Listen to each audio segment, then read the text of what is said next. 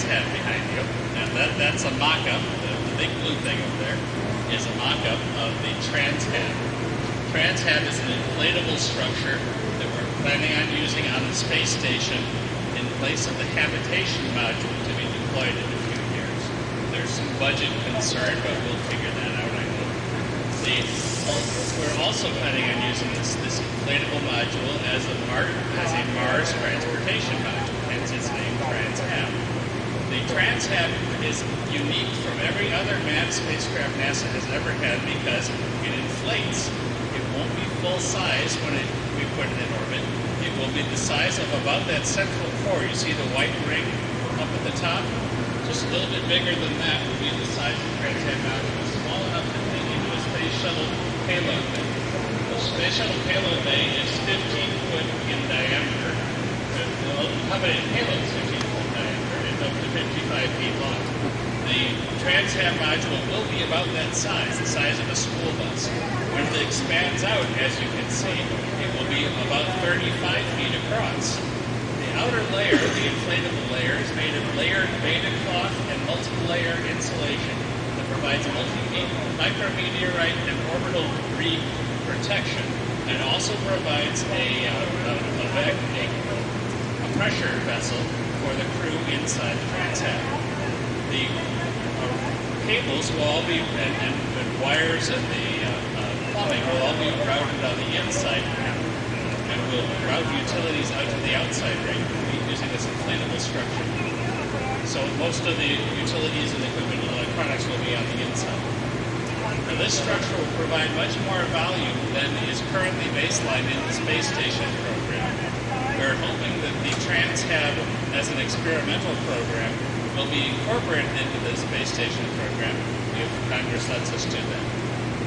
One of the key features of this is that we would be testing out almost exactly the same hardware on space station that we would be sending to Mars. So this is one reason why we really want to build this Trans-Hab. George Abbey, the director of Johnson Space Center, has been an advocate of this Trans-Hab, and it's been a Johnson Space Center sponsored project. Have any questions, general questions about the Trans-Hab? We're talking about using Trans-Hab at the space station and Mars. Could it also be used on like the Moon and Mercury on the one hand, or maybe on Titan someday if we ever get when we go to Titan? That's the moon Saturn. We might be able to use it on Titan. Titan has some unique meteorological conditions. It's one of the few places in the solar system with an atmosphere. That atmosphere has a whole lot of heat conduction to it. So Trans-Hab will probably not have enough insulation to it to be able to survive on, or to be able to be useful on Titan itself. But the plan for this is to be a useful concept for a habitation module that can be ported to anywhere, possibly on the Moon, possibly to Mars. Outer planets, we're not going to go there very soon. Probably evolve something better before we get there. What about, this may be a dumb question, but what if we ever develop a technology that... We've got a little bit of data for budgets, and we're not going to be sending people there anytime soon. Yes, sir.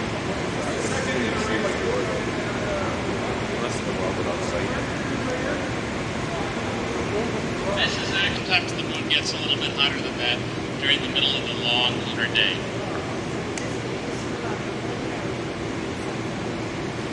On the moon, if you were to put this on the moon for long duration, you'd probably want to bury it.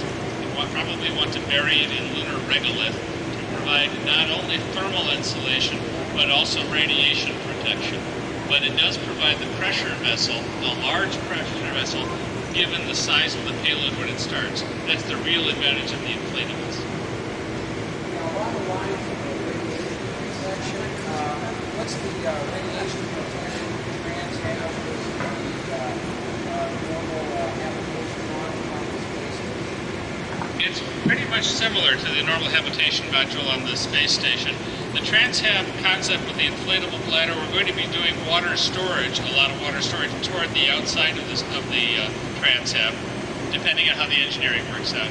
And that will provide some moderation of the incoming heavy ionizing radiation. Some of one of the principles of radiation is that secondary radiation is knocked off every time heavy ionizing radiation hits aluminum. If you have no aluminum, you have no secondaries. And the secondaries can be more dangerous than the primary heavy ionizing radiation. What member of Congress should we write or call to make sure The one that you voted for this last time. And tell him you won't vote for him next time unless he helps NASA. I'll send some rhetoric. One of the unique aspects of sending Trans-Hab to Mars is how do we perform a deceleration maneuver of the whole structure when it enters Mars' atmosphere. This is something that's talked about in the Mars Reference Mission. Mars Reference Mission is on the internet, and you can get access to it. I have the URL in my papers here if you need it after the speech. And what we can do is we can possibly send the Trans-Hab to Mars in an aerobraking situation, where we have it decelerate at Mars by putting a nose cone on the front of it and have it decelerate in the Martian atmosphere. That means we don't need to take the rocket fuel all the way to Mars just to be able to decelerate this thing at Mars. We can use the Martian atmosphere to do our braking for us instead of rockets. Yes, sir? No, we wouldn't deflate it. We'd cross our fingers and send it out inflated. Could you build a real big version of X-38 and then pull Trans-Hab up real small and pack it in there and use this super X-38 as a cargo delivery, cargo delivery system that this big X-38 could either travel by itself or it could be a short-range craft carried by a larger ship, depending on which way it goes on. That's one of the other possibilities for sending and landing vehicles to Mars or habitation modules to Mars is to land them in a lander and then inflate them and deploy them once we get there. Another option. How many times a year would this actually be evacuated? The system here, I know it's used at least once a week. When I'm in my office over in Building 32, I hear the klaxons and the alarms, and we get ammonia leaks every once in a while. Have to evacuate the building. So I know it's in constant use. This facility is. This is one of the largest thermal vacuum chambers. Chamber B is also in use quite a bit. Do you think the technology is developed enough that a commercial company could take it and develop these for operational use? We're not quite to the point where a commercial company could use these for operational use yet, but NASA has been doing the basic research in the basic vacuum chamber, the theoretical research, and some of the material sciences to prove this technology. The technology was really first proposed by Lawrence Livermore National Laboratory in the Space Station Freedom Redesign Project back in 1994, and NASA has picked that up and run with it.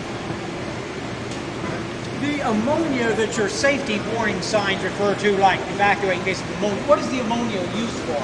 Over in Chamber B, I believe, the ammonia is used as part of the refrigeration system, using a refrigeration cycle of expanding the ammonia.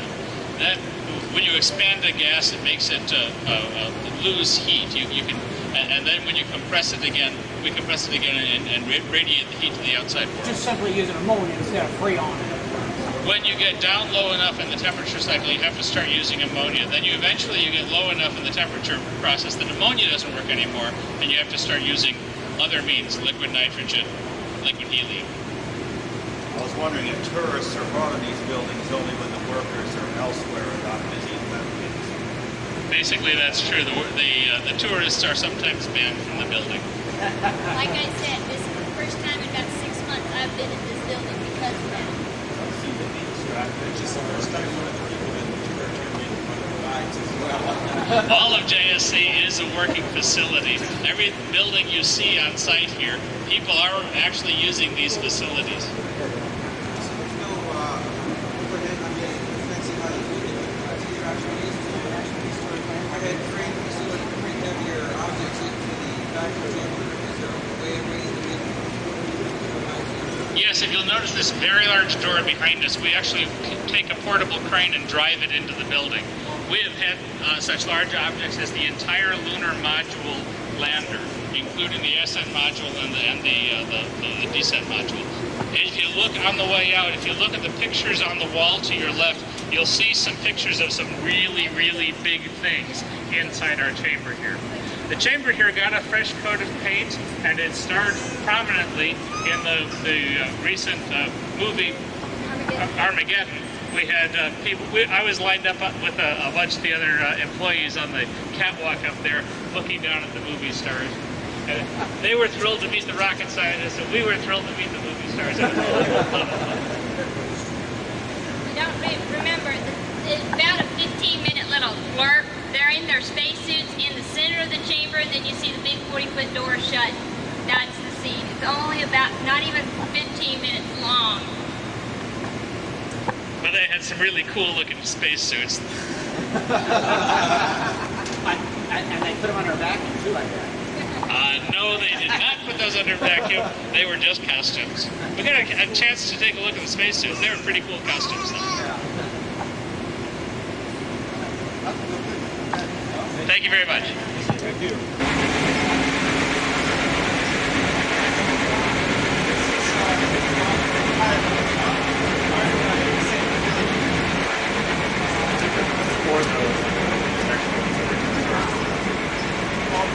Talking about composites.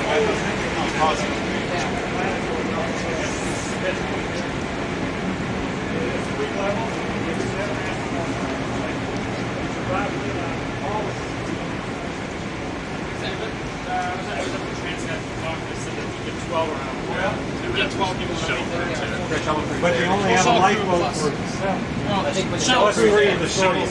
The shuttle. They draw straws who goes down in the Soyuz, right?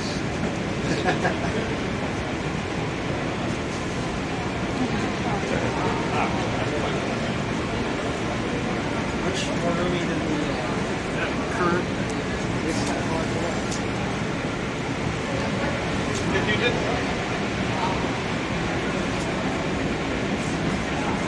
If you didn't get to see the Trans-Hab presentation, I think you did. These are the interior layouts.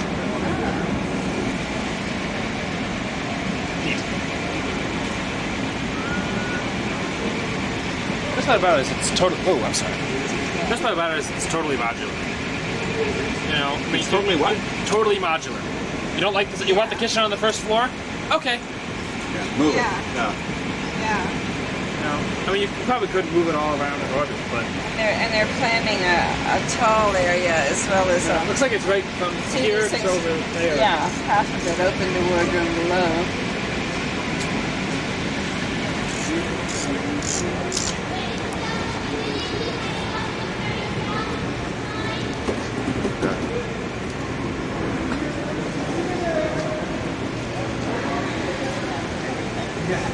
Yeah, you have to create your own glossary, I guess.